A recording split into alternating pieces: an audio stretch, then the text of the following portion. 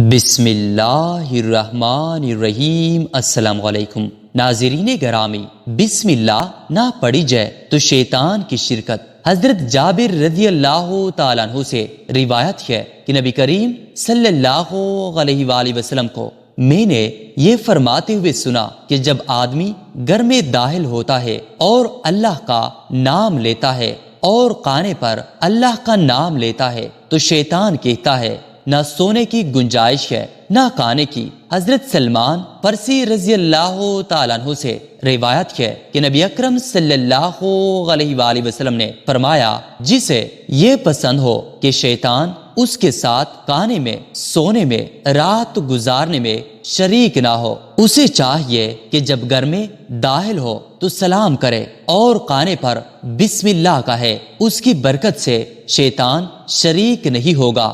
بسم اللہ نہ پڑھنے پر شیطان کی شرکت کا واقعہ حضرت ابو ایوب انصاری رضی اللہ تعالیٰ عنہ فرماتے ہیں کہ ہم لوگ ایک دن نبی اکرم صلی اللہ علیہ وآلہ وسلم کے پاس موجود تھے۔ کھانا پیش کیا گیا، ابتدا میں اتنی برکت ہوئی کہ ہم نے ایسی برکت نہ دیکھی، پھر آخر میں اتنی بے برکتی ہونے لگی کہ ہم نے ایسی بے برکتی نہیں دیکھی۔ ہم نے آپ صلی اللہ علیہ وآلہ وسلم سے پوچھا، یہ بات کیسے ہوئی؟ آپ نے فرمایا، ہم لوگ بیٹھے تھے تو بسم اللہ پڑھ چکے تھے، پھر بعد میں ایک شخص شریک ہوا جس نے بسم اللہ نہیں کہا، پاس شیطان اس کے ساتھ کھانے لگا، اس کی وجہ سے یہ بے برکتی ہوئی۔ فائدہ اس سے معلوم ہوا کہ جماعت میں اگر ایک شخص بھی بلا بسم اللہ کہے شریک توغام ہوگا تو اس سے بے برکتی ہوگی اور اس بے برکتی کا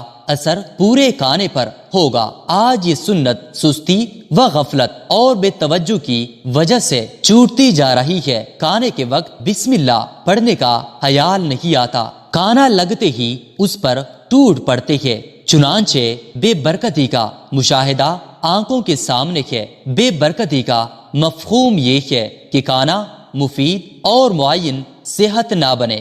جماعت میں بہتر یہ ہے کہ بعض ساتھی زور سے بسم اللہ پڑھ لے تاکہ دوسروں کو بھی یاد آ جائے۔ شرکاء توغام میں سے ہر ایک کو بسم اللہ پڑھنا چاہیے۔